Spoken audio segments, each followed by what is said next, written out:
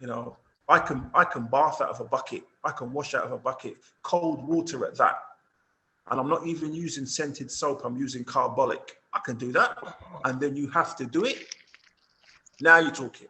See, I'm in reality That's about when it. I'm afraid I'm to use not saying that's I'm colics. not saying that's the reality of Egypt, but I'm just saying, like, if you aren't, if, be truthful to yourself. If you cannot rough it, then don't rough it. Egypt has Medinati and Rehab. Egypt has places for But people Nasser City who isn't that bad though. say again. Nasser City isn't that bad, right? Maybe so, maybe now. I know it's not bad anyway, but I mean, maybe Leicester City has. Do you know what I'm saying? It's not bad, unlivable, and nah, no, it's fine. But I mean, you I get. was But I given think with advice yesterday, mm-hmm, and the sister no, was like, because I was asking about Rehad, and she said that a lot of the students who live in Rehad tend to kind of flake off because they're so focused on commute back to Nasser City because that's where um, mm-hmm, Arabic centers are. So mm-hmm, because it's so far away, and then she was saying that like typically the Arabs in Nasser City don't communicate as much as they would. I mean, the Arabs in El Rehab don't communicate as much as they would um in Nasser City because they're a little upper class and stuff like that. I mean, no, I mean, the difference between the people that live in rehab is that you usually find that they've travelled, so they've got a lot more in common with the expats. Yeah, and so that could be one reason, because obviously, for the Egyptians to be able to live in rehab or modernity, you're looking at upper class and above. Yeah, so and they've travelled and they've been educated in posh schools and everything, so they've got more in common with foreigners who they share the same space with. Yeah, Mm. Nasser City is not that far from rehab. What else was she I saying? mean, the journey, the journey is an experience. You know what I'm saying? But it's not that far. It's like, because the thing with Nasser City, once you leave a certain part of Nasser City, like you're going towards, and people who've been there will know what I'm talking about. When you leave Nasser City, High and Tagamal Howell, and you go back from Tagamal Howell up to Rehab, there's no traffic. I don't know what it's like now, but back then it was hardly any traffic. But when you go into Nasser City, High Lasher, High Fam, and all them places there, then it's bumper to bumper traffic. So maybe it's the traffic issue, but it's not. It's not that far. It's not. Not that I far. mean, what do you think, Shay? You think Nasser City to Rehab is far? No, it's not. It's not far, It's not. but It's just. it is traffic. But now they last time I was there, they built those bridges over the Mm, main street to stop the traffic jams and stuff like that. But another thing, Nassau City has, here's something else you have to consider. Nassau City has good areas, and yes, well, I I wouldn't was say gonna good say. areas. Like good area is not really the right word, but it has nicer areas, and then it has like the lowest thing you could think of, like a house with no paint on the bricks. You know, what I mean, you can find that, and Mm, you can find something really nice there. So, and you can find mm, rich people living there and poor people living there. So mm, that's the thing about Nassau City. But Rehab is like it's a compound, mm, so there is no bad area. And like mm. it's it's all the same because it's a It's a compound. gated city. Dignity is the same. Yeah, it's a gated city. And if you Mm. you had the choice or the option, you'd be like, all right, let me hop over to El Rehab to live and then travel to Nasser. Like, what would your personal choice be? Both of you No, guys. it depends. Like when when I was in the Arabic centers, I lived in Nassau City Mm. because the Arabic center is right there. It's like you can walk to it. If you pick a apartment near the centers, and there used to be a lot of them, so you can pretty much live anywhere. It's mainly high famine, high Tassa, these places. If you live in those areas, the center is like down the street. You can walk to it. You know, so I would Mm. live in Nassau City if I was going to the centers. If I was just living in Egypt, like just I would first if I have children, I would I would get closest close as close to the school that they go to if they're going to school. I get as close to the school as possible. So that's another thing. Like whatever your activity, whatever your life in Egypt revolves around, that's where you should go. You know, if it's a revolves around the Arabic centers, go to that area because you can walk there. If it's Quran, some particular Quran center or something like that, then live around there. You know, it just makes it easier for you. If your kids go to school, same thing. If you work at a certain school, same thing. You know, if you're just there, like you have some income coming in from some other source, then Rahab is just Where is it? Rahab is like, it's, you know, it's funny because it's sad that in Egypt, if a place is clean, it stands out because all Rahab is a clean place. That says a lot. It's clean and orderly, and Clean and that orderly. stands out in Egypt. That's weird, but that's what it is. Well, I mean, it is what it is. You have to understand that I think this conversation that we're having is extraordinarily important. What you guys are doing with your new Make Hijrah. It's this is their company, Make Hijrah. Because one, everybody's kind of looking right now because the United States is going through what it's going through, and Right. So people are going to be asking. So what you're doing right now, because your website is launching pretty soon, and it's because what you're doing right now is important because people are like confused and they want to go and they want to be safe. They want to make sure they have a plan, and how you can benefit people is because one, you guys both have two different backgrounds, but at the same time, one story that kind of comes together. So you guys have this experience that you can share and guide people. And I think what you're doing business wise is awesome. Um, Somebody wanted me to mention about Malaysia. I'm getting a lot of questions about Malaysia. I don't know why everybody's focused on Malaysia.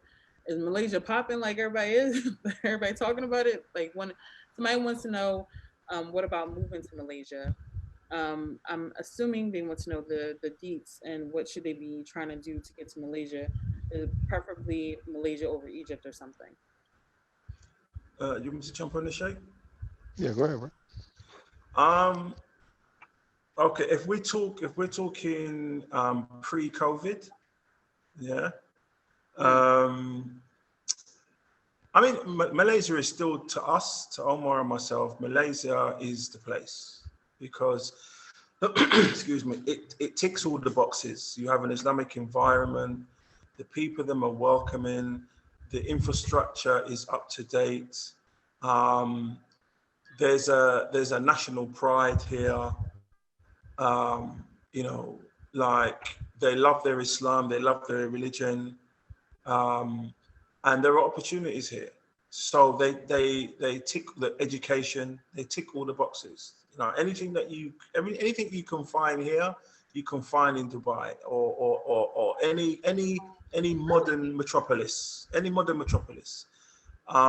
To me personally, what sticks out to me is like, for those who don't know, Malaysia is basically a rainforest.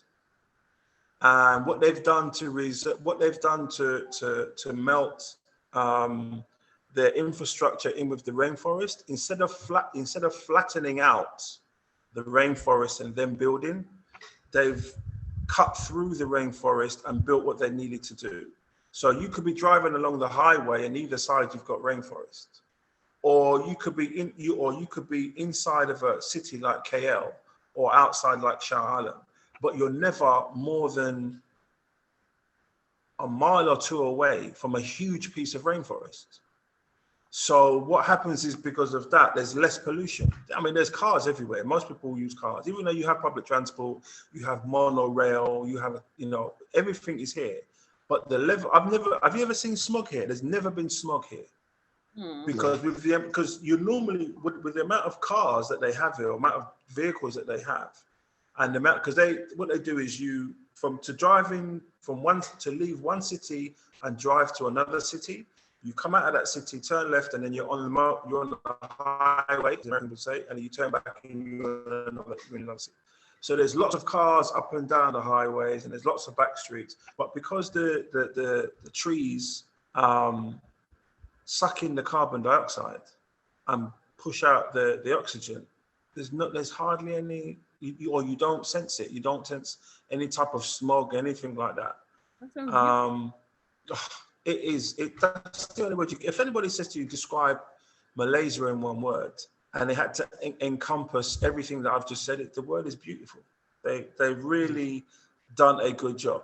Not saying that they don't have their problems, because human beings are human beings, but the beauty of the place, religiously, socially, economically, is beautiful, really.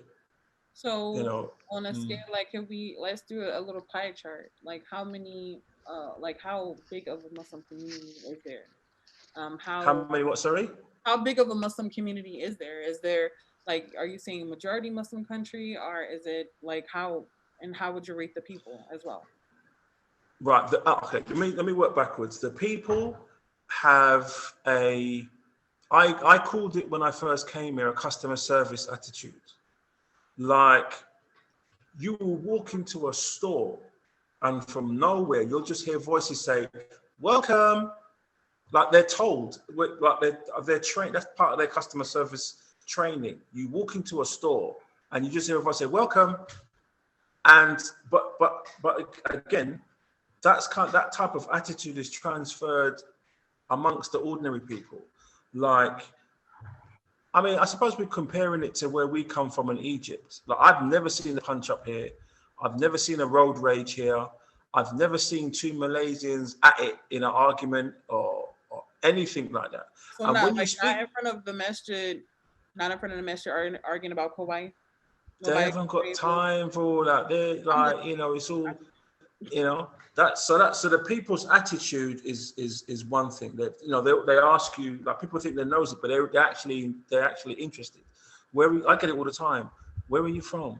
Da, da, da, da, da, da, da. And these same people, while I'm walking to the masjid to go and pray Fajr, at 4 o'clock in the morning and it's pitch dark, they'll pull over in a big Mercedes and say, "Bro, you going to the masjid? Yeah, jump in." And I've never met this man before, and that's happened to me a few times. So that's the way that's the way. Somebody gonna kill you. I've seen enough scary. You've seen enough scary movies. Exactly. Now, the population of Muslims, when it comes to the population, to be called a Malay, you have to be Muslim.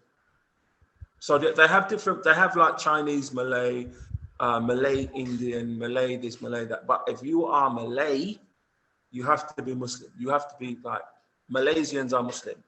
Somebody just said 60% Muslim. How much? 50%? 60.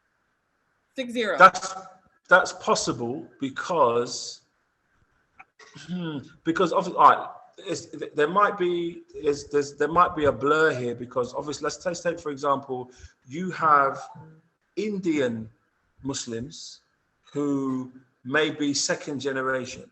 So their parents came here as Indian Muslims, and now they've had children here.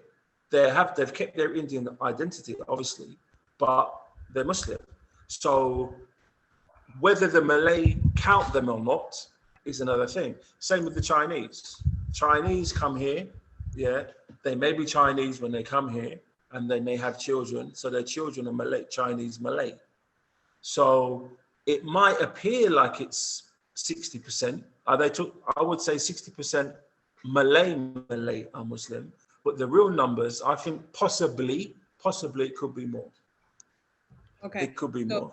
A sister is she said, "I'm Indian and Muslim, so I'm counted." So Indian Muslims have rights too. That's all she's saying. Yeah, that's what I'm saying. She don't count because she's in Singapore right now. So no, I'm not even. Oh, she's in Singapore. Yeah, Oh, okay. She don't count. No, I'm not giving her no. No. But another thing that some people might find not difficult to deal with, but uncomfortable to deal with, is their religious freedom. Like the Malaysian government does believe in religious freedom. They've got a huge Buddha. Like, this thing is huge, bro. Massive. The Hindus and Sikhs, they have their temples and all that kind of stuff. They celebrate Diwali, and they have public holidays for other religions and things like this. But they make sure that Islam here is the dominant religion. There's no, it's like, okay, you're Hindu or you're Sikh or Buddhist or whatever, we'll provide this for you. Yeah. That's what we do with Dubai. But please don't believe me for a minute. You will never, like, I don't think you can even be a member of parliament unless you're Muslim, or it's written in the constitution that, only a Muslim can be a president. Only a Malay, and again, it has to be a certain type of Malay. But I believe recently, over the past few years, that has been contested. So what we can comfortably say is that you have to be Malay and Muslim. Whether you're Malay from this tribe or Malay from that tribe is a different question.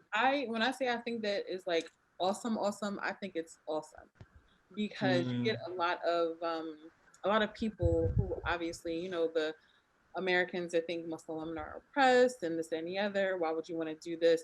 And everybody that I've interviewed, I talked to, I interviewed a sister in Saudi, and she, everybody thinks that Saudians are oppressed and, they're horrible to their maids and this, that, and the other. And Muslims are I feel like once you go outside of America, you see the truth of what is actually happening. Because the sisters only seen one room in her house, and Allahumma barik, it was beautiful. It was like the one room, and it was beautiful. So it's like we are accustomed to, especially in America, we're accustomed to this work hard and die attitude, and instead of living a full life. And I don't think that people understand that you're supposed to live as well as work, and you're supposed to have fun, and you're supposed to breathe air. And it's more of a lack of work-life balance here. And I think the people who are looking for that freedom may need to go outside of the United States, or may need to go outside of the European countries to get that. I mean, I think the work hard and die thing, I think your environment has a lot to do with it, because you may go to a Muslim country and continue to work hard and die. But the thing is, this is the environment that you're in. Like, it's lunchtime and it's Dhuhr time because the adhan's going off. Like, you might leave your home at Fajr and go home at Isha, but while you're at work, you're going to be able to practice your religion. In Ramadan, that the boss or whoever you're working with, like, you're going to be able to go home early because everybody's getting ready for iftar. So it's the environment of where you work hard and die has a lot to do with it. Like living in a 9-to-5 rat race where you're stuck in traffic, and what's like in our two countries. Do you know what I'm saying? It's like, that's when you're talking about, you're on the tube and you're like this and you're listening to your phone or reading a book on the tube, and you do that every single day. There's a difference between that and doing the same thing, but there's Quran playing in the underground. I don't know, in the subway, or you're getting into a taxi and somebody says "Salaam alaikum." You never met this person before, or you're on the way, you're on your lunch break, and you hear the adhan coming from 4 or 5 different directions. So you can still work hard and die and still enjoy it, because you're in an environment that's congenial to what you want to do with your life. The issue is, which I think, and I think Omar thinks, what makes Hijrah so important is that where we are or where we were, we can't do that. We can't. That's it. So therefore, make the Hijrah. And if you're destined to work hard and die in an environment that your heart and your soul is congenial to. I might only have 1 day off a week, but when I go to work, I get up for Fajr, I hear the adhan. I can walk to the masjid. I go to work, everybody I meet, including my boss and my work colleagues, they say Assalamu alaikum.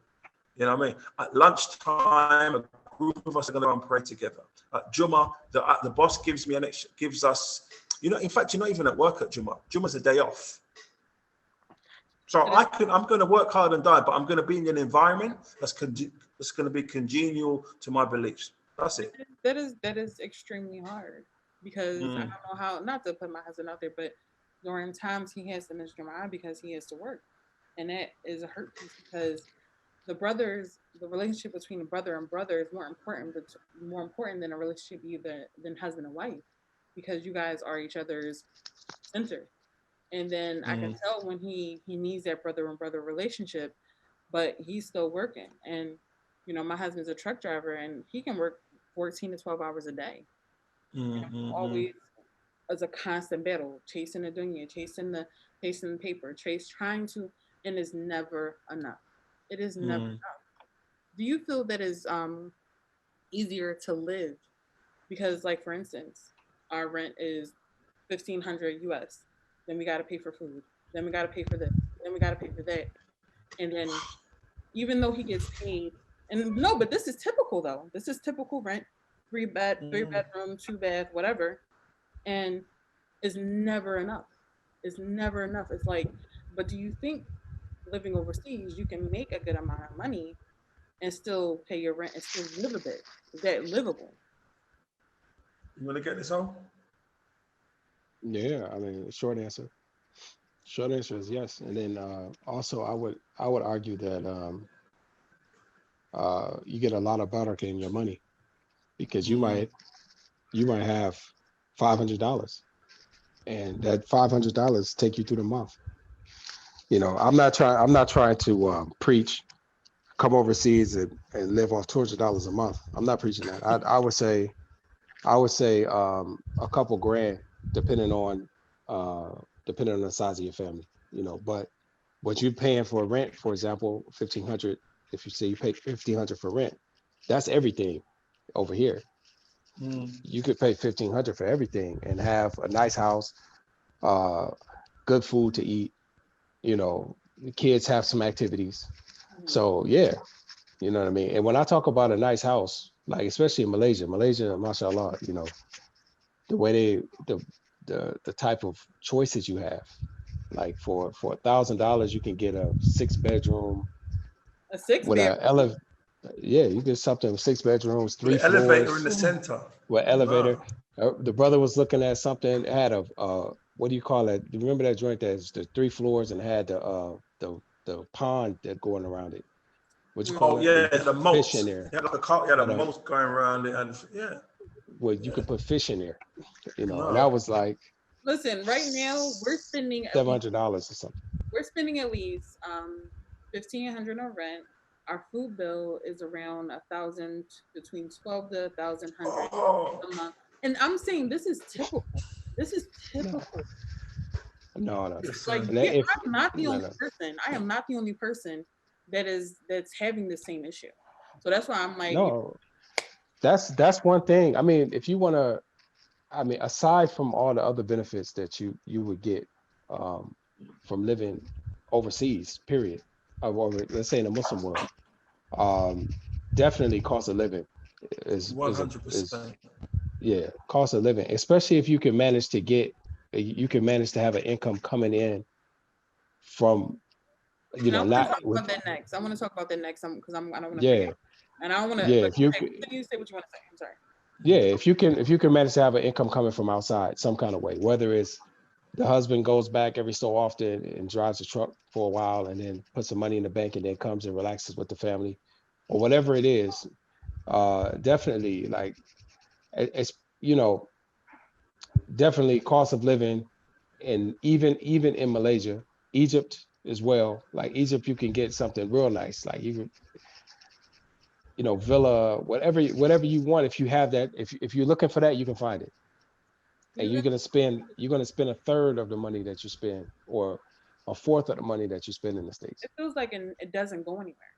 It doesn't go anywhere because you still have, and our and I don't mind talking about this because I know I'm not the only person going through it. It's winter time here now, and we had a gas bill and it was close to 300. Our electric bill is 200. So it's like you have to understand this is U.S. So we're it's like any place, it's like the world is split in half. You have one side of the equator and you have the other side of the equator. Our side of the equator, UK, US, Europe, they are stinging us for on food, rent. Once you take the jump and go to the other side of the equator, it's a totally different experience. Like your food is fresh, your utilities are cheaper, your fuel is cheaper, everything is cheaper. Everything. $3. The amount of stress that is removed just by making that leap over that line is incredible. Like $1,500 a month rent, sister. Like that. We had a house before this that was 17. So this is normal. Yeah. My rent is 1/5 of that, and I have a 4-bedroom house, 3 bathrooms. I have a 2-car drive. I look at my bedroom window. 2-car drive, really? And I pay 1/5 of what you pay. We live down south, so rents are cheaper down south. So we live down south, and that's cheap. Like, if you get what I'm saying. So of course, it's even more, and it's hard, and we try to save up, and it's like it's like you live paycheck to paycheck, and it's like every paycheck you're like, dang, I wanted to save up, but it's like, my dude. Yeah, I feel you, sister. Because listen, it took me 7 years from the day that I decided I'm going to make Hijrah until the day that I got on the plane. It was approximately 7 years. And the reason why it was 7 years is because I had the idea that I need to save an amount of money. And then when I get to that amount of money, then I can go. It got to the point where my friend, and my non-Muslim friend, funny, he was an employee of mine. Like, he just said, bro, the next job that we're gonna finish, you're gonna earn X amount. And you've got this other project going on, and you're gonna earn X amount. Put the money together and leave. And I did. And I never looked back. Now, I'm not saying, like, I'm always used as an example where I'm not going to travel to Egypt with $1 in my pocket. But there's a middle road. Like, if you know it's coming to the point where I can't do this anymore, and it's just then try, like Omar mentioned, like that the husband or that the family should consider, right, I'm going to take you to, say, for example, Malaysia. I'm going to set you up, put the kids into school, this, that, and the other, and I'm going to work out what our monthly budget is. Yeah. Then I'm going to go to work. Yeah. In this example, he's a truck driver. Now, with him knowing, because I went through the same thing, what I attempted to do was leave my family here, go back to the UK, work for 3 months, and then whatever I got, or the time ran out, I would then come back and I would relax for 3 months with my bills paid. But what I brought back would be enough for me to, when I returned back to England to work again, I'd still have money in the bank to last my family until you got big. I was able to send the first paycheck, which allows you then to save, which allows you then to invest, which allows you then to start experimenting about, okay, I'm not going to go back to America and drive trucks all my life. So what are we going to do? You now have money to say, okay, let's try YouTube, let's try Shopify, let's try this, let's try that, let's try this. And one thing about business, but I don't want to jump the question because I know you're going to ask about that, is that one thing about business, and Omar taught me this, is that you should never be afraid of loss because it's going to happen. It's inevitable. Yeah. But it's affording to lose that money. Okay. And the only way you can do it is by removing yourself. From the situation first, because no matter what, we're never, if we keep on saving, we're never ever going over there. Never, because we can't afford it. Like, you can't even. If you can't afford to save, no. Yeah, so it's like, you can't afford to save, and this is not just this is most people's situation. So I get what you're saying. That's an incredibly good idea. Somebody is asking about the cost of living. If you don't mind me, like, okay, internet, gas, can you give a bit of an example, the both of you guys, if you don't mind? Because I don't know. Let me start with me, because I've got a smaller family. I have a wife and 2 children. and my daughter's 5 and my son is 16 months. Again, like I said, I have a 4-bedroom house, 3 bathrooms. I live in a very, very nice estate. It's gated with security. We have people mowing the lawn and trimming the trees and all that kind of stuff. We have security guards driving around. We have, I don't know, the internet is like a gigabyte internet. It's fast, it's reliable. I live in a clean area. So if I was to give the equivalent to that in Britain, I would say maybe £3,500 to £4,000 per month, just for everything, utilities. And I'll break it down. I'll break it down of what I'm spending at the moment in Malaysia. But like for something like just a home alone, will probably be about £2,000 or £3,000 a month and all that kind of stuff. It's gotten so bad in the UK now that you have to pay to park outside of the house in some areas. Really? So now let's compare it to where I am in Malaysia. My rent is 322 British pounds, which is around $400. My food bill is 100 UK pounds a month, maybe 150 US dollars.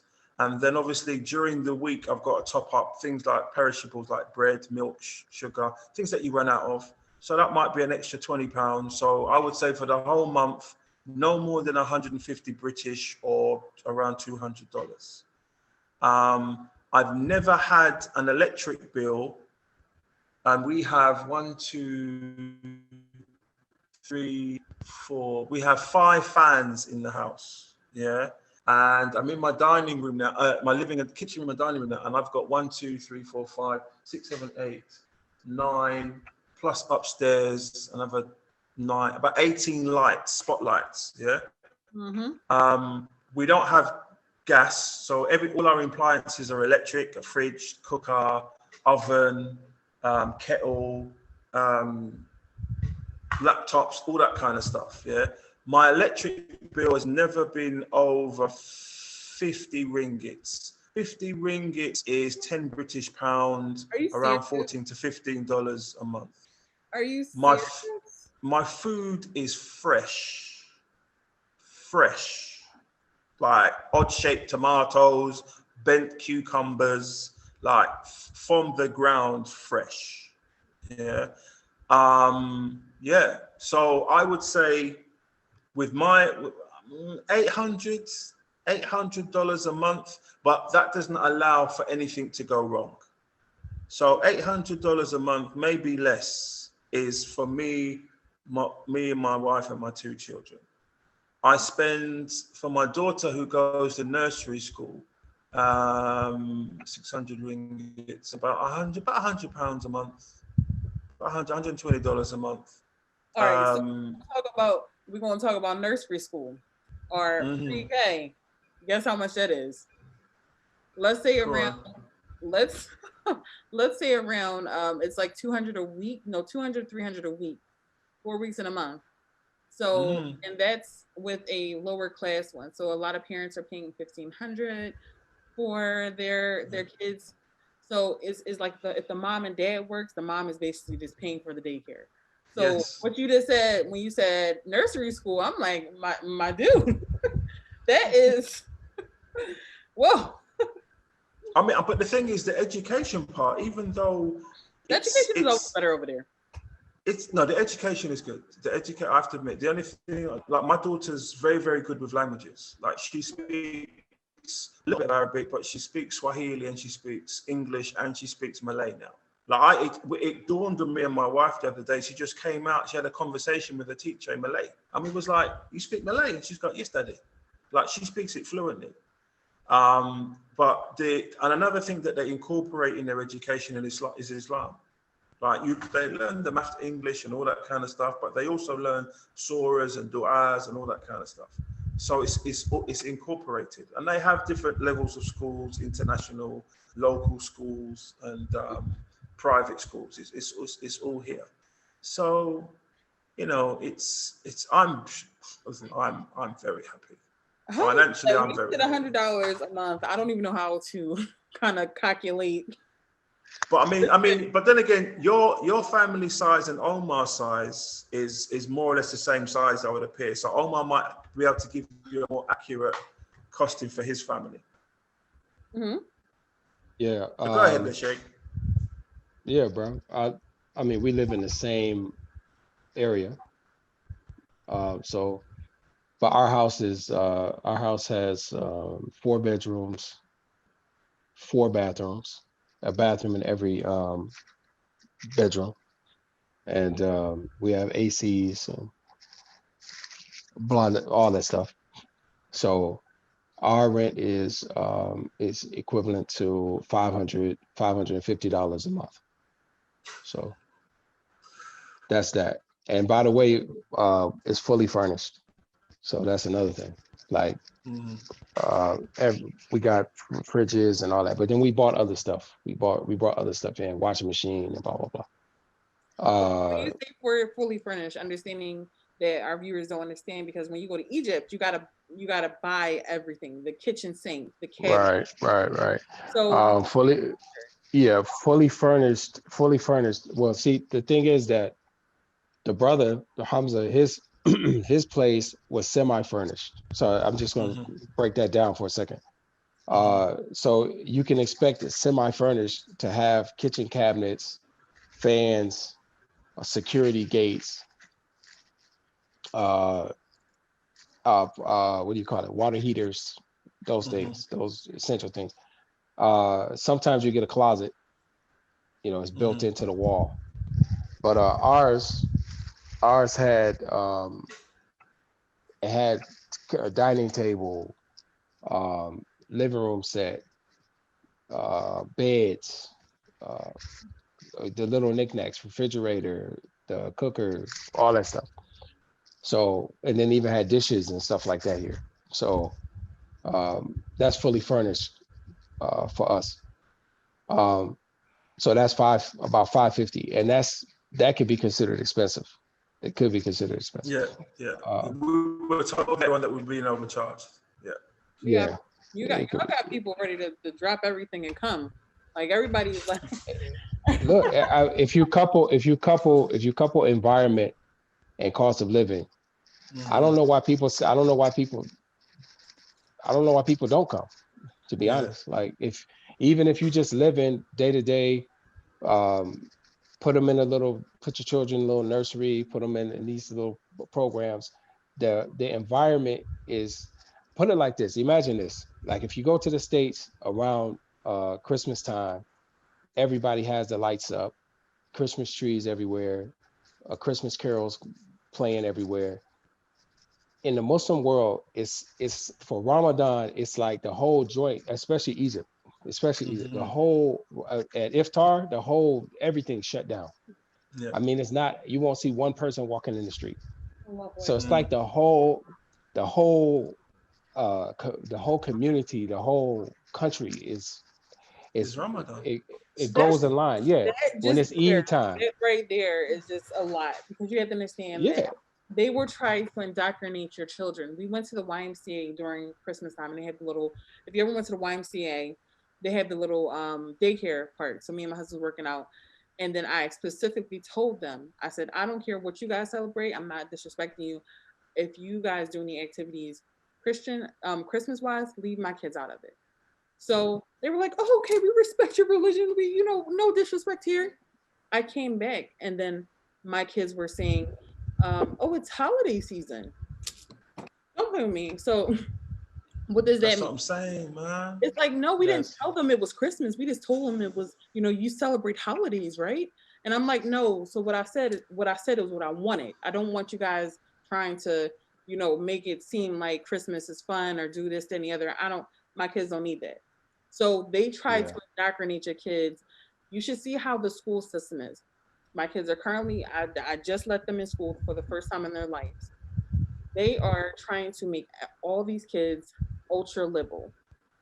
So when I say they're everything equality, gay rights, they're pushing religion LGBT. out the way. They're one of my teachers, this kid's teachers, is gay, and you live your life, do what you gonna do, but is all the time. No, And I'm like, this is not no, Not what here. we, Not here. Not not here. here. No. and Because Not here. it's Not in it's Zanzibar. Not conservative. in Pemba. Not in Egypt. Not in Ghana. Not it's in No. 90% of the understand, Muslim like when I countries. tell you guys Nah. you do not understand how deep it is like they're trying to force your kids to be gay. And I know I'm No, not no, no. against the gay, I'm not doing nothing against, I'm not trying to be censored or whatever the situation is, but Mm. is you, and then they're forcing the kids, like we do whatever activities we can afford. And there was a time that my son was fighting, we were doing MMA for the kids, and then he was fighting another, last week the little boy was a girl. So this week, because we don't let them fight other we don't let them fight other people. So this week, we fight other genders. So he didn't realize it was a girl that we was fighting, and we tried to let him know, because Nail was short hair, and I am a boy, and he beat her up, and like we was like, you just beat up a girl, and then she was offended, and the mom was like, no, this is Peter. And it's like, how do you deal with that as a Muslim? Because it's like, You leave, sister. You leave. no, you You don't- oh, You leave. You don't deal with it, sister. You pack your bags and you leave. you leave. There's Y'all no- got the answer. You know what I'm talking about. You got the simple answer. That's it. And I listen. But I mean, to put a serious side on it, I appreciate, and Omar and I appreciate that there are factors, like there is a certain amount of fear of leaving what you've always known.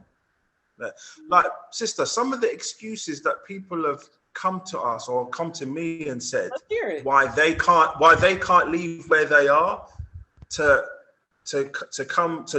go to live with the land of the Muslims, or to live in a better, has been incredible.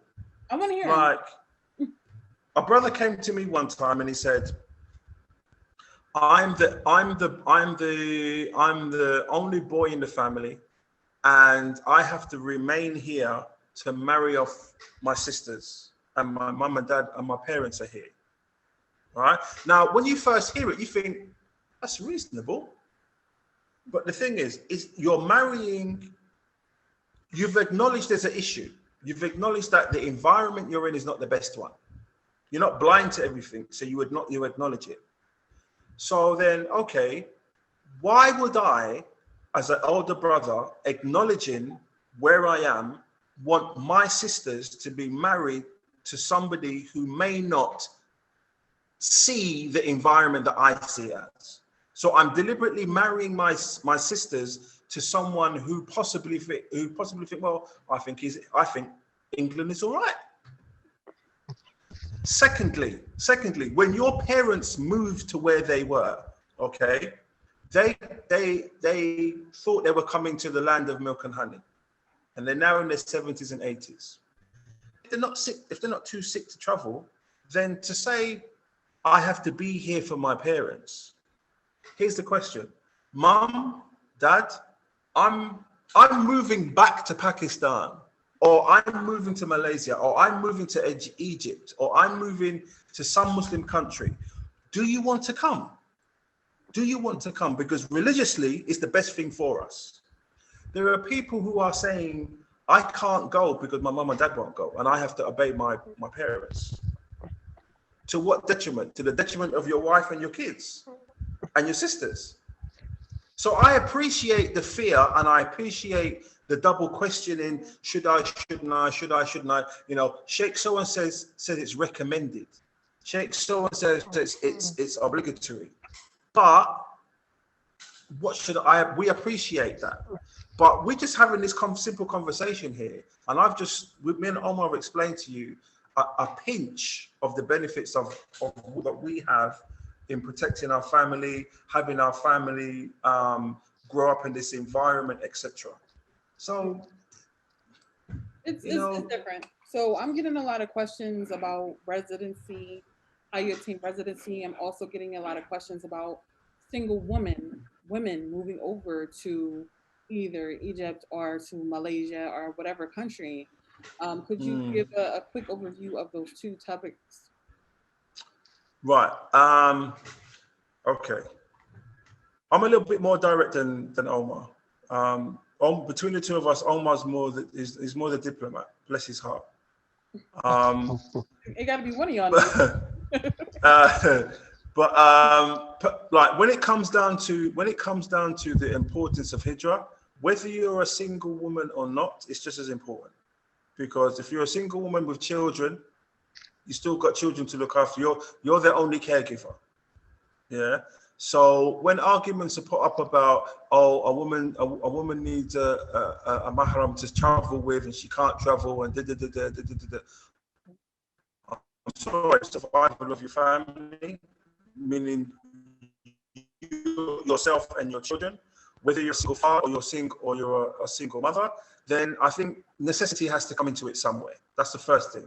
Where to go, where it's safer. My opinion, I think for a single woman, Malaysia would be safer. I think. I think the Egyptian attitude is a little bit more rough and ready, and the Malaysians are a lot more gentler. So I'm not saying that bad things don't happen here, but I would prefer, like for example, I hear a lot of stories about single women going over there and them having difficult experiences. And so I get what you're saying. I'm talking about in Egypt. So yeah, alhamdulillah. I get what you're saying. So basically, if that's answered the question, yeah. So if I had a choice, if I was doing the backwards and forwards, Malaysia would be my first choice, 100. I would have when I left my family here, I didn't even quibble about her safety because I knew where she was. I knew that she was to go shopping. I knew how I'll tell you a story. Obviously, Omar was here. Yeah. Mm-hmm. And what we assumed was that my wife would go shopping when Omar and his family went shopping. Yeah. And then when I'm speaking to him and I got back and he's saying to me, bro, like, I know. My wife only utilized my help like once or twice. After that, she was getting taxis and all that, the grabs and taking herself shopping. Because it's that type of environment you can do that. Egypt, I don't know. I wouldn't. I don't think you should go without mahram. From what I'm hearing, like my husband barely allows me at the house without one of my boys, my mahrams, either way. So so it's like it's serious over here, and it's even more over in Egypt. But concerning the Hijrah itself, like if there are sisters out there that are, and I'm not passing any fatwas here. I'm just speaking on the fact that Okay, I'm just speaking on the fact that I personally believe that Hijrah is obligatory. So if there are sisters out there that are worried about having or being allowed to travel without a mahram, then obviously you weigh up, what does that mean? I can't move, I can't make Hijrah until I'm married. So until I get married, my child has to be subject to what you were just talking about. So necessity has to play a part in what you're doing. Yes. Okay. Even if you believe you can't travel without a mahram, yeah.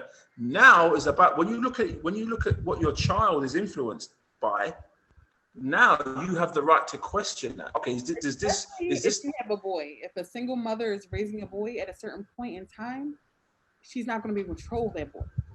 Boy or girl, sister, boy or girl, because they're the ones that are getting pregnant. It takes two to tango.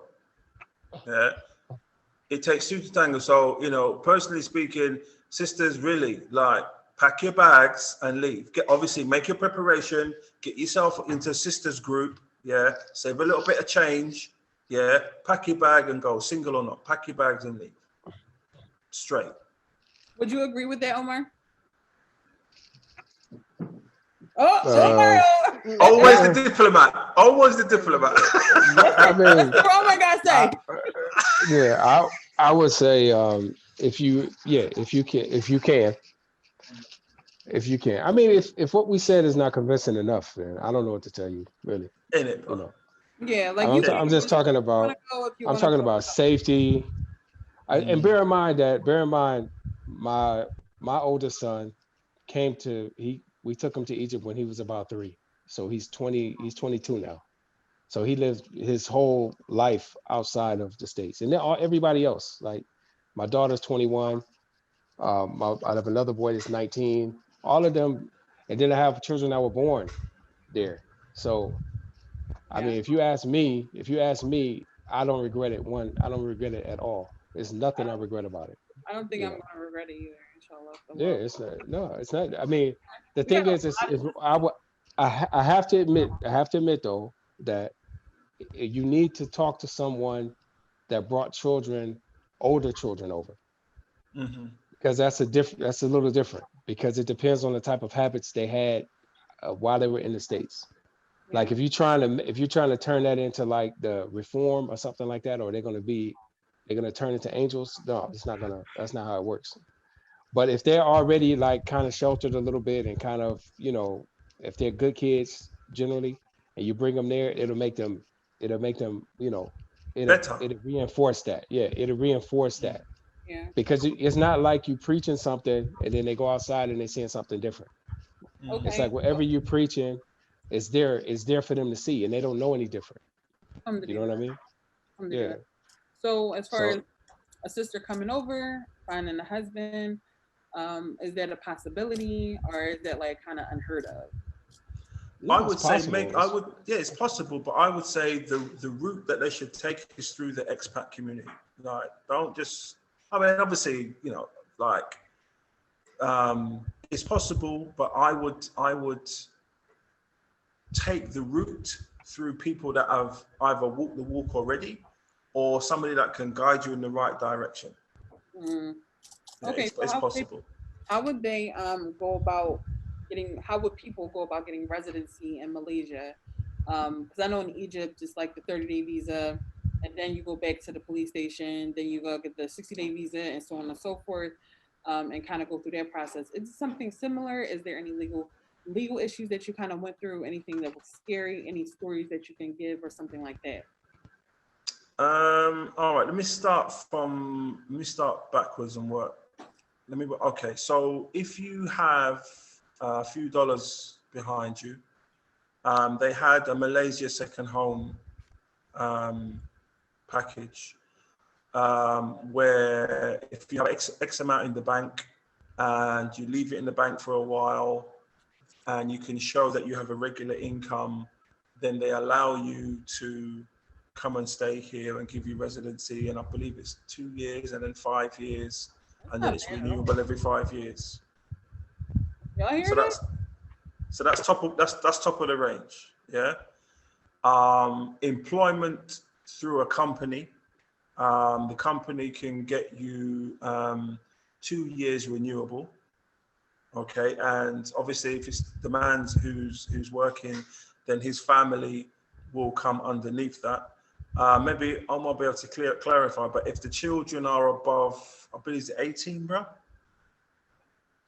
then they no longer are under the father's visa, so they would either have to get a job themselves, or do something else. Maybe I might be able to clarify in a minute.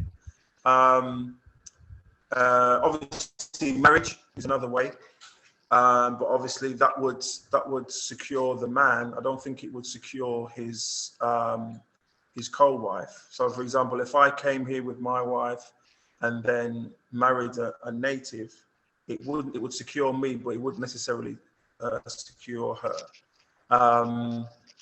In your situation where you have children, if you were to put your children into school, then you would automatically get a visa for yourself. And I'm not sure whether it would cover the rest of the children. Maybe it could do. So for example, in that situation there, if say, for example, you and your husband chose to go along the route where your husband would leave you for 3 months to come back to work, and then come back to you, you would have no problem all the time that the children are in school, because your visa will be covered, and then your husband will just arrive there on a 90-day visa. They have an entrepreneur visa now, which is something we recently heard about, where if you're working online and you can show that you are able to support yourself. I mean, to be honest with you, we haven't looked too much into it. But if you're an entrepreneur online and you can support yourself and you can produce the documents to show that you can support yourself, then that's another way. Have I missed anything, bro? What you call it? What do you call it? Grad school. If you're going out if you come here as a student, but I'm not sure whether the student visa covers the family. Is it particular grad school? The higher one does. Like if you take a master's or a PhD, it would cover family. Okay. The BA one. Business. It seems if you come here set up a business, if you come here to set up a business, then you can come here as long as the business is functioning. You can come here. What somebody said to us the other day, but actually this is for another country, but I'm sure it'd work here. If you had a business and your children came over the age of 18, because obviously their status changes, you could actually make them partners into the business. So then that would cover them. It doesn't seem everybody's making it so complicated. It may just be that fear, that big jump that you have to take, because it's always the amount of of thought you put in, and you're like, oh my goodness, so what if I mess up, or what if this, or what if that? But you guys have kind of broken it down and let us know that it's not that hard. It's more expensive, because one sister is saying that private school is so expensive, but as compared to the United States, I don't know if it's necessarily the same amount, because a private school can run between $20,000 to maybe $10,000 a year, and that's in the U.S. But I'm not sure how the private schools may run. You have private schools that are more expensive than that here. Like you can go all the way up, but the thing is this: like, are the public schools? Okay, but that's what I was going to say. Like with my daughter, because she started the infancy school, or the kindergarten, as you say. She's got the language, so I could basically allow her to go through the public school system and not have a problem because she has the language. So you hear a lot about the public schools being bad, but in Malaysia, are the public schools comparable? Is it are you able to do so? I can't really. I mean, I can't say. I mean, people we've spoken to haven't really had much complaints about the schooling system, apart from some people say it's not Islamic enough. There's too much secular education, so their kids are going to get there. The kids are getting, but they have private Quran schools that you can take your kids to on the weekend. So what you feel like they're missing out during school, for example, you can supplement it at the weekends, and it's not that much. It's not that much. I mean, and the thing is as well, homeschooling, online schooling, based upon what's happening at the moment, is something that, I mean, in my opinion, in my humble opinion, this is the way it's going to be for a long time to come. So being able to educate your children at school is not something that should be shunned, because it's a very distinct possibility that is going to be the way forward. So even if you came here, I mean, you don't legally have to send your kids to school. Where in my country, if I don't send my kids to school, I'll go to jail.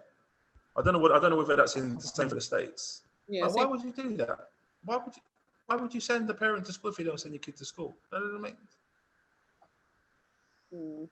Anyway, but yeah, I'm just saying, like, a sister is angry. She's like, you guys are not telling the real cost to live over there. Like, she's saying you had to have like $70,000 in the bank, and she's like, you guys are not talking about the real cost. And I'm like, and she's talking about the public schools are not up to par. And I don't know who she's comparing this. She's a little upset with you guys. We can only speak based upon our experience. We can only speak based upon our experience. And I'm saying that me, my wife, my 2 children, what I spend per month is 1/5 of what you spend on rent, sister. And I'm comfortable. Yeah. Omar's probably a little bit more than me, maybe another $500-600 on top of that. And he's comfortable. So I don't know what experience the sister. I mean, there's no benefit. Me and Omar don't get any benefit from telling people mistruths or under exaggerating or over exaggerating. You're saying that where you live, I don't know if you guys want to necessarily say where you live. And I live in a place called Shah Alam. Yeah. Almina West Valley 1. If you can find it on Google Maps, find it on Google Maps. Right. There's you know what though, bro? Listen, there's a website called Property Guru. Propertyguru.co.my. Just type in, go in Google and type in Property Guru, and then look at the houses. Like we have to. That's all we have to do. Look at the rents. If you don't believe us, just look at it. Somebody is asking Humza. I'm not going to put your wife's name out there. So it's like I don't know if this lady personally knows you. Mm-hmm. I don't know what the heck is going on. Well, I do have a bit of a history, I'm sorry to say, but go on. It's probably one of my baby mamas. Where's my money at? Go on, let me hear this. Oh my gosh, you just asked about your wife's name. Hold on, you see, I'm not putting your wife's name out there. It's something I'm not doing. No. Anywho, you need to get whatever issues you gotta get. You gotta fix that. No, I don't. I mean, she might know my wife. Wait, is she speaking from Tanzania? She's not speaking from Tanzania. Oh, she said that she's from Tanzania, and she said as his name is your wife's name such and such. And I'm like, I want to delete the comment because I don't know if I'm comfortable with it. Because if you guys wanted to know your wife's name, then you would have said something. No, I mean, I'm pretty liberal when it comes to that. It could be a friend of ours. I mean, if you know what Sister Salam Alaikum, I could be the person you're talking about. I might not be, but Salam Alaikum anyway. Okay. Hopefully he's not a baby mom. she's really pressed on his residency. She's saying you're not like the residency is not where is that what y'all saying. So I'm like, I don't understand what y'all missing. In Malaysia? In Malaysia. The thing with Malaysia, you can't slip. But with Malaysia, when it comes to paperwork, you can't slip. If your documents ain't straight, you're out. But in their defense, if your document is straight, it gets done immediately. Like there's no messing about. Stamp, here you are, sir. But at the same time, if you're late, I'll be the same. See you later. Okay. What about residency? She's saying that you guys are not talking about the real cost of residency. Residency is expensive. But I'm not understanding because she's in Singapore. So I'm in Singapore. And she just looked it up and she's like, you're not talking about. She must be talking about Malaysia, my second home. Yeah, that's what I'm saying. Malaysia, my second home is expensive. Like you got to have a few dollars in the bank. But to set up a business, okay, that might be the next thing. That can be expensive, but that also depends on what type of business you want to set up. Underneath that, okay, if, for example, if a mother wants to get the visa by putting their child into school, schools are fee paying.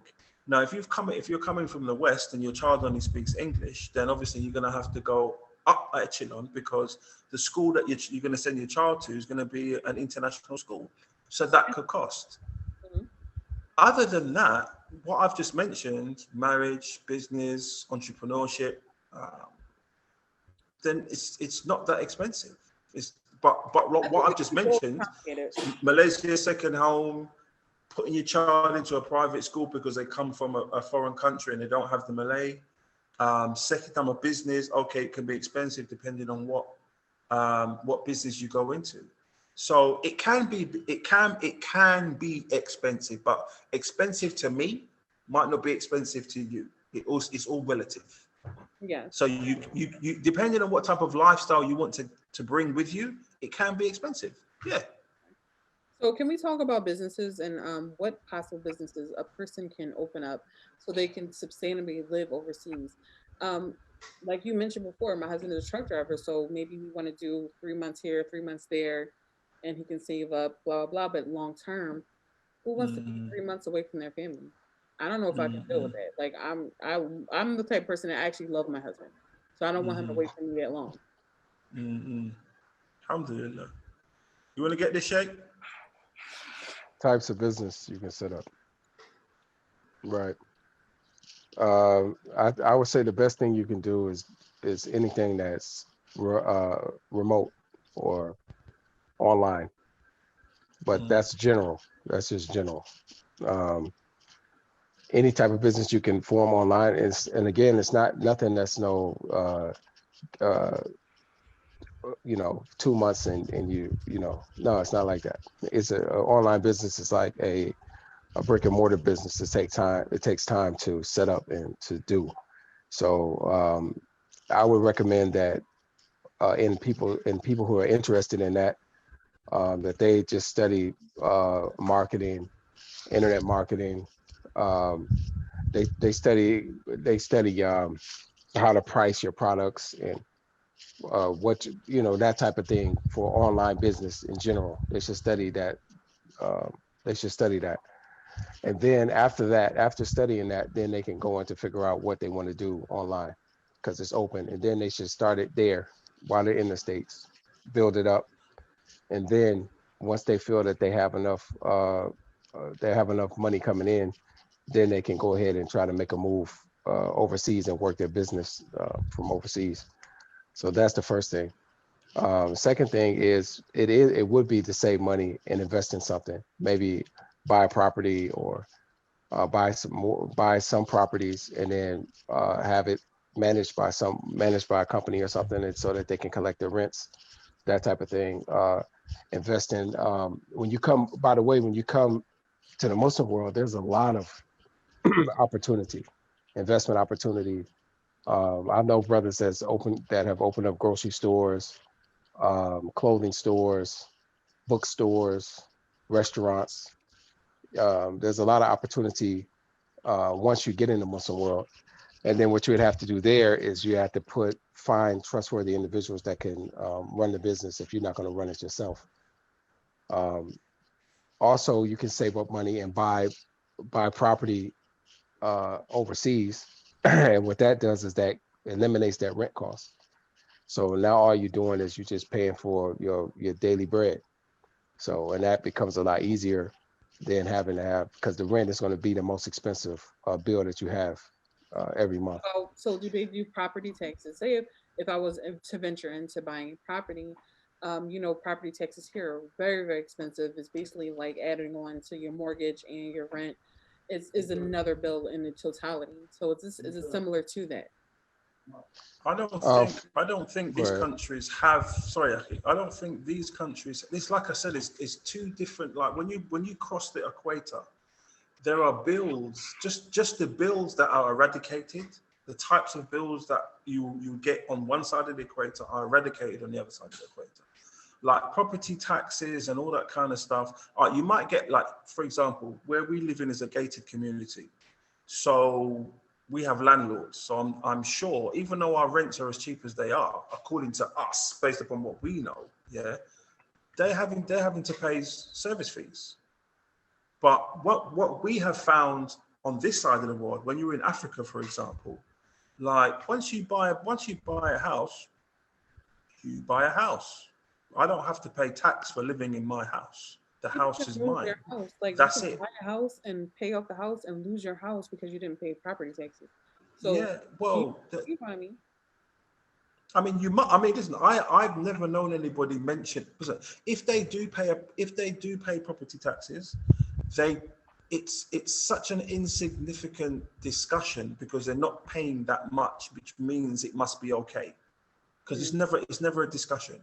So, and plus, when we was looking at buying properties in Tanzania, once you buy this house, it's yours. Like, I don't have to pay tax to live on the land that I've bought. It's mine. It's not like that in It's America.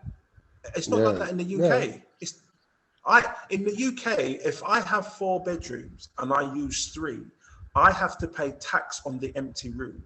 Are you serious? Wallahi, thumma wallahi.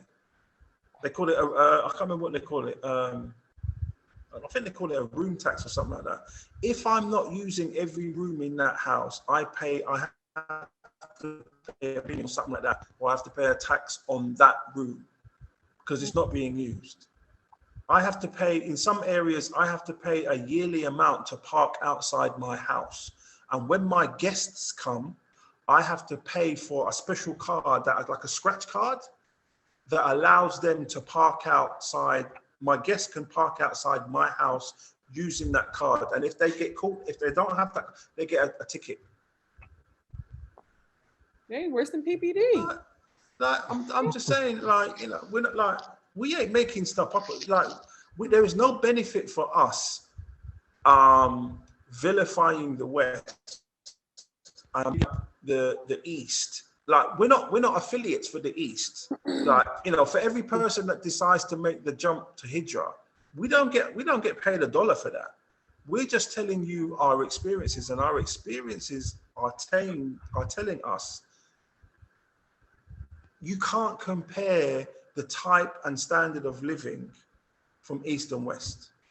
The amount of stresses and headaches and pressures that are removed just by crossing the equator, it's difficult to put into words because you have to experience it to know it. Yeah. It's not about, you have to experience it to know it.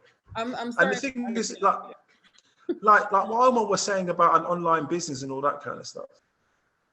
In the West, if you're talking about doing a Shopify or a drop shipping or an eBay or Etsy or anything on top of that business, yeah, sister, your rent is $1,500 a month. Yes. Yeah.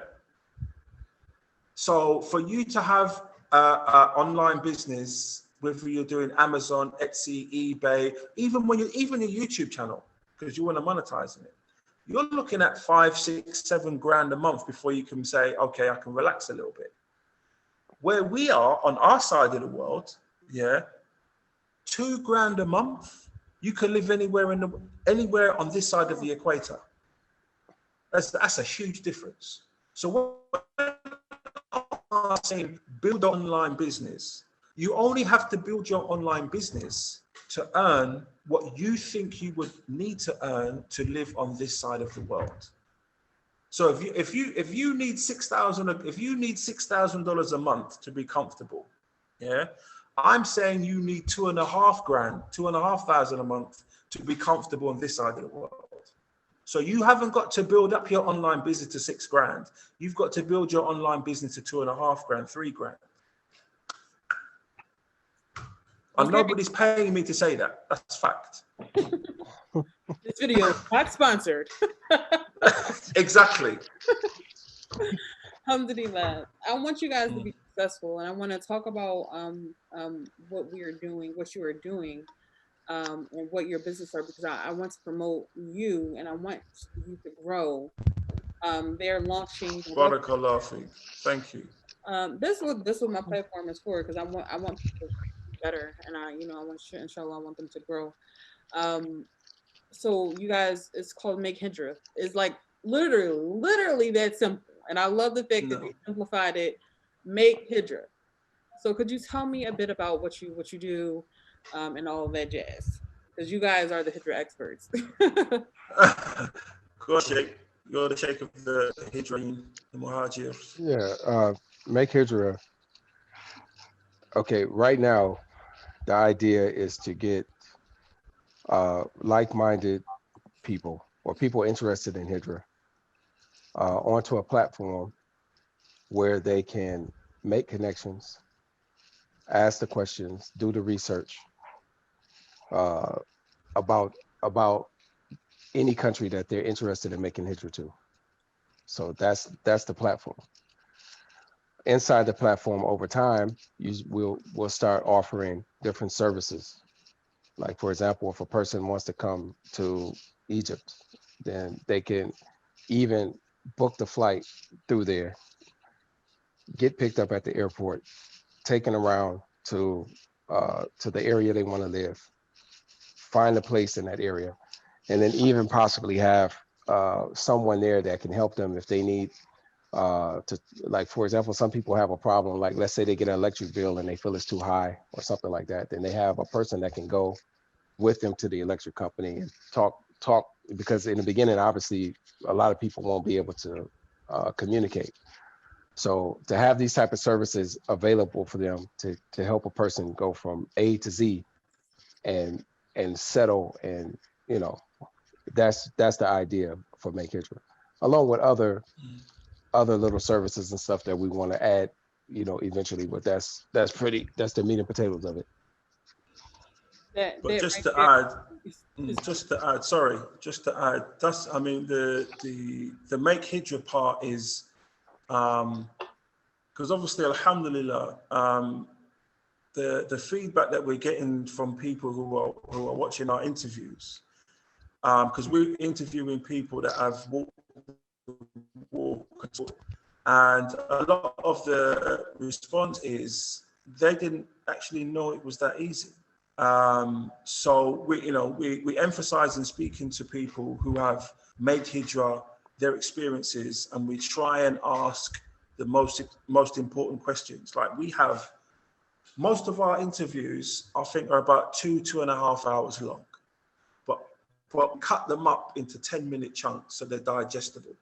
So you'll see 20 videos from one person, and it's always about the most important questions. What made you, where are you from? What made you think about hijrah? Why that country? The getting a home, the pluses and minuses, what you need to do, the processes. Schooling, the same. Healthcare, the same. Transportation, the same. The religious environment, the same. We try and ask every single question that we can, yeah, for somebody that is thinking about going to Morocco, for example. Yeah, we will try and ask the question that anybody who's considering Morocco will ask. So it's not about convincing people.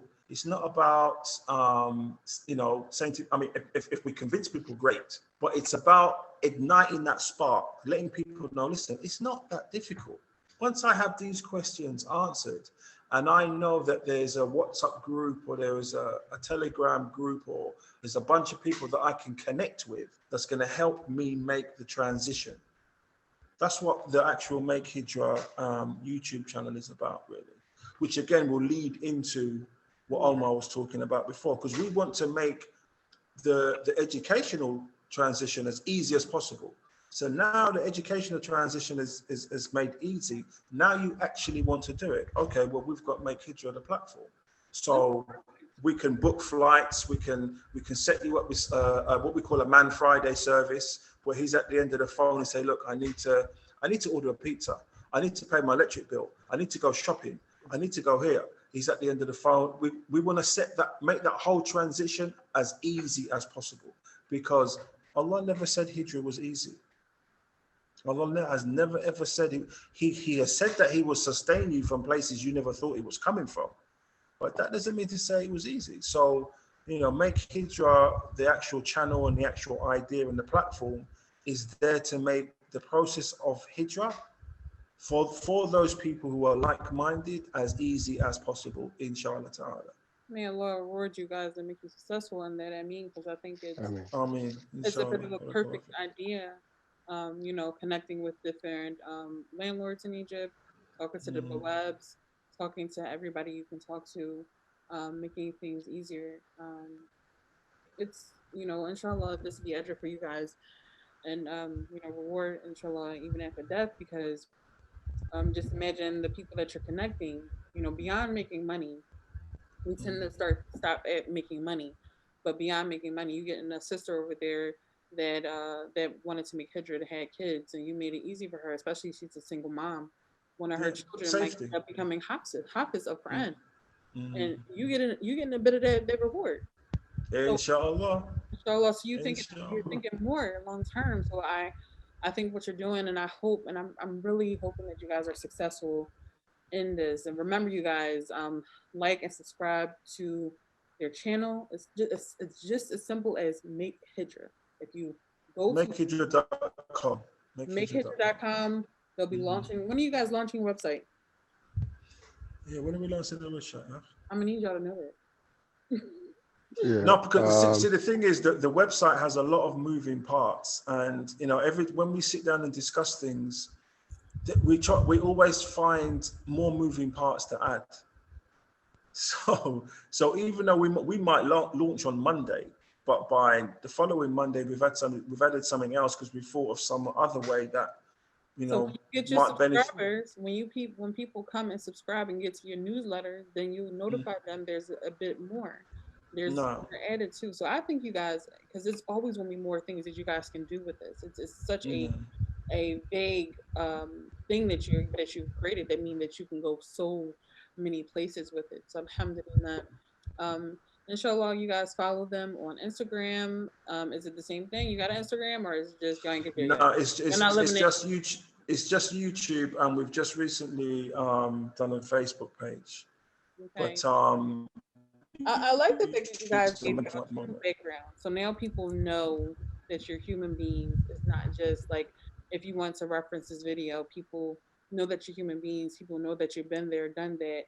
And that's why I like to kind of do my interviews the way I do it, because whoever's promoting, we rarely get a chance to know the business owners and their struggle. So now people know that you're a human being, that you've made mistakes, that you've been there, done that, and that they can trust you. So inshallah, this is an awesome thing. So you guys want to promote any other business? Want to tell anybody else what you're doing? If anybody wants, has any questions, it's info@makehijrah.com. It can be regarding any topic at all. If we can't answer it, then we probably know somebody will be able to answer that question. Just come and support the channel. I mean, we're not going to monetize in it. You'll notice on all of our interviews, we never say click the link and subscribe and all that. And on our subscriber rate has gone up, and that goes to alhamdulillah. Yeah, I mean that goes to, it's not about it's not a living. Let's be straight, Omar. It's not a living for us. We're not making any money from this at the present moment in time. This is a labor of love, all right? But eventually, obviously, once it gets bigger and we have bigger programs, then eventually, hopefully, we'll hope it keeps the lights on. But for right now, it's about, like Omar was saying, meeting and networking with a bunch of similar people who've got the similar ideas, and hopefully influencing other people to do the same. That's basically it. So our email address is info@makehijrah.com. The YouTube channel is makehijrah.com. Welcome. And we encourage dialogue, like whether it be criticism or not, because from discussion comes truth. Simple as that. We know somebody might. You better watch out for the sister. She's coming after y'all. Fine. Come on, info@makehijrah.com. Even the sister that wants to know my wife's name, info@makehijrah.com. If that's you, Tallulah, the check's in the post. All right. Alhamdulillah, alhamdulillah. Well, I'm going to Sister, thank you for having us on. Thank you for having us on. No problem. Send us a link to your page or whatever, and we'll promote you at all, because it's all love and respect. You know what I mean? So thank you for having us on. And this has to be the longest interview. It's like 3 hours, bro. I think we've broken the record. Our interviews are usually like 2 hours. No, my interviews are long because I get people to spill the beans. So don't worry about it. Mashallah. All right, alhamdulillah. This is Soli with Soli Speaks. Thank you guys for watching, and this is really interactive. So, thank you. Wa alaikum salam wa rahmatullahi wa barakatuh.